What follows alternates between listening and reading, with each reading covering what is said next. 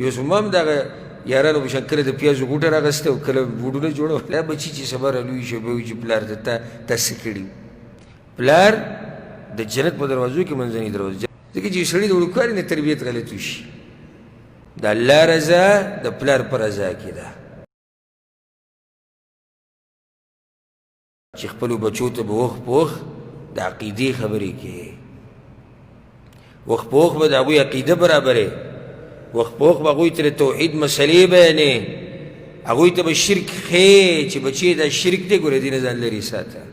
توحید به ورته ښیې بچی دا توحید دی او په دې باندې ځان مضبوط کړي بچی دا د پیغمبر لاره ده دا مضبوطه راونیسي زما خو په تاسو باندې ښه ګمان دی خو بیا هم داسې شتي کې زه اوس تپوس کوم چې موږ کې کم یو کس د دې خبرې اهتمام کړی دی چې خپلو بچو ته عقیده وښیي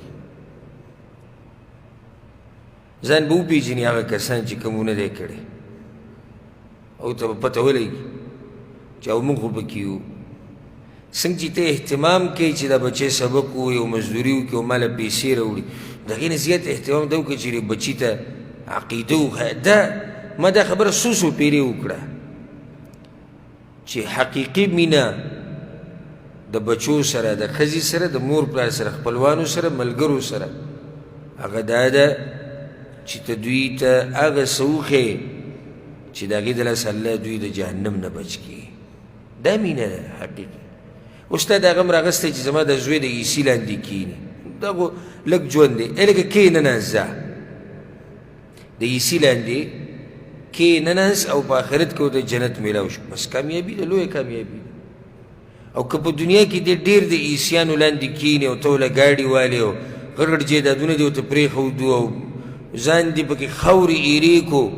نه دې دنیا نه فایده واخیسته او نه دې آخرت وګټو هغه بچو ته مزې میلاو شو ښه آخرت به څه کېږي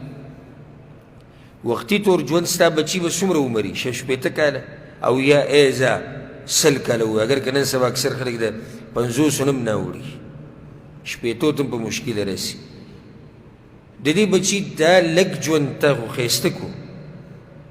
خو هغه ابدي ژوند باره کې دې سوچ ونه کړو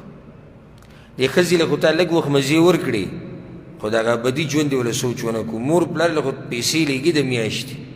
بعضو ته ووایي که د مور پلار سره محبت کوه نور څه محبت وکړم هره میاشت پیسې لګم نو دا محبت یوازې دا دی چې ته مور پلار له پیسې لګي د ټوله لوی محبت خو دا دی چې ته دې مور پلار ته صحیح لار وکړې ته دوی ته صحیح دین وښیې چې پلاره لکه څنګه چې ابراهیم علیه السلام خو پلار ته ویلي پلاره وایي زه د باندې یېرېږم وایي ته په پلار یېرېږې په مور به یېرېږې چې دوی به په قبر کې څه حالي دوی به الله ته به کوم مخامخ کېږي چې دوی جنت ته لاړ شي دا سوچ به کوې دوی د جهنم نه بچي دا مینه مور پلار سره یوازې دا نه چې ته دې ځینه 500 ریاله لېږي او 1,000 ریاله لېږي هره میاشت دا نه ده مینه هغه مور پلار هم دا ذهن جوړ شوی دی چې بس دغه بچی په موږ مین دی چې موږ له څه رالیږي خرچه راهیږي نو حقیقي مینه دا ده چې ته خواوشا کې چې دې څوک دي هغوی ته عقیده وښیې لقمان حکیم خپل زوی ته نصیحت کړی و که اولنی نصیحت لا تشرک بالله الله سره به شرک نه کوې ګورې عقیده یې ورته وښوه که موږ چېرته د وړوکوالي نه ماشوم ته د وړوکوالي نه عقیده ښایو والله چې دی لوی شي ده به داسې عقیده یي چې تپوس یې مه کوه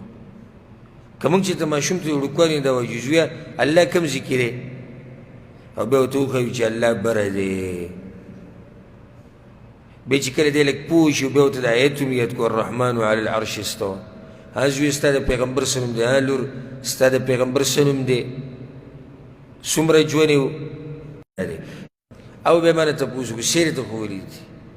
نو شوق د هغه د دین دې مسایلو سره په نورو خو نه پوهېدو نو ما ورته یوه ورځ وویل دا سوال یې ښولی چې الله کوم ځای کې دی نو جواب څه دی الله هر ځای کې نو ما ته وویل نه دا جواب یې غلط دی هغه وخت کې ما ته یاد دی چې زه ګاډي کې را روان وم د هغه سره سکول نه واپس ما ته څه وي الله هر ځای کې وي نه الله بره دی ګورې الله هر ځای کې نه دی نو ته ما ته د وړوکوالي نه دا عقیده که الله هر ځای کې دی دا د اسلامیاتو په کتاب کې تاسو کوم سکولونو کې تلي هغو ته پته دا سوال پکې راځي الله کہاں ہے اللہ ہر جگہ ہے نو والد صاحب رحم الله ما ته ویل هر جگہ به کوي څه ته وایي الله په عرش د پاسه دی ها وی علم یې هر ځای کې دی د اورېدو په لحاظ سره د احاطې په لحاظ هغه مسلې زما ذهن کې کېناسته ولله الحمد او انشاءالله په دې باندې به مرم او په دې باندې به راپاڅم انشاءالله چې د وړوکوالي نه ما ته وپوه شو خو که دغه ګډه وډه راته په وړوکوالي کې ښوولی او تصحیح د دې مسلې نه وي یو څه ما هم دغه یارانو په شان کله د پیازو غوټه راغستی او کله بوډونه جوړولی او کله څه او څه کولی ځکه چې یو سړي د وړوکوالي نه تربیت غلط وشي پلار خو په بچو باندې میني که نه او د پلار خو ناشنا مینه مختصر الفاظ که څوک وایي چې پلار چاته وایي پلار هغه چاته وایي چې ژوند خاورې کړي د دې دپاره چې دا بل ښایسته ژوند تېر کړي دې د پلار وایي بدلن الفاظ دي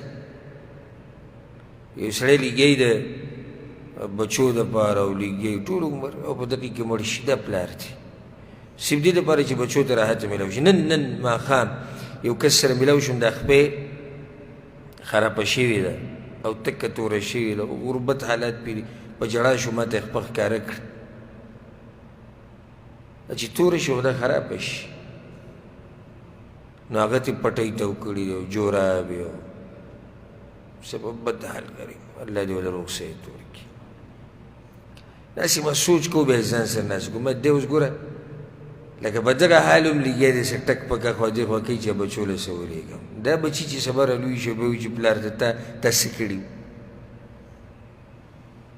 تا څه کړي چې هغه په خرابه خپه باندې لګیا دی دوی له یو ریال دوه ګټي او ده ته بیا زوی ووایي چې تا څه کړي یا ته نه پوهېږې څومره ظلم شو نو پلار د یو لوی هستي ده هسې خو پیغمبر صلی الله علیه وسلم نه دي ویلي که نه چې دی د جنت په دروازو کې کومه دروازه ده منځنۍ دروازه ده پلار د جنت په دروازو کې منځنۍ دروازه جنت ته ننوته غواړې دغه دروازه ده او هسې خو پیغمبر صلی الله علیه وسلم نه دي ویلي چې رضا الرب فی رضا الوالد د الله رضا د پلار په رضا کې ده او د الله ناراضتیا دا د پلار په خفګان کې ده ته معلومول غواړې که ستا الله ته ناراضي دی که نه پلار ته وګوره چې راضي دی که نه دی الله ناراضه خو نه دی پلار ته وګوره چې ناراضه خو نه دی نو د خپل مور پلار قدر کوئ مخکې د دې نه چې دا غټې هستیانې بیا په خاورو کې پرتې او ارمانونه کوي چې یاره ما دا کړه دا کړه او چې د دوی سره دې ښه وکړو او وفات شي و رب الکعبه زړه به دې مطمئني خوشحاله به شکر به د الله ادا کړې او چې د دوی په حق کې دې کوتاهي وکړه نو د مرګ پورې به ضمیر ته ملامته کوي او دا یو د عذاب یو قسم دی چې د مرګ پورې کله ته د مور پلار نوم والې نو بس بیا به رایاد شي چې یاره ما کوتاهي کړې وه ما پې چغې والې وې ما هغوی له دوايانې نه وې اخېستې ما په هغوی خرچه نه وه کړې ما هغوی سره ظلم کړی ما د هغوی نافرماني کړې دا خبرې به یې دنه خوري بیا ختم به دې کړي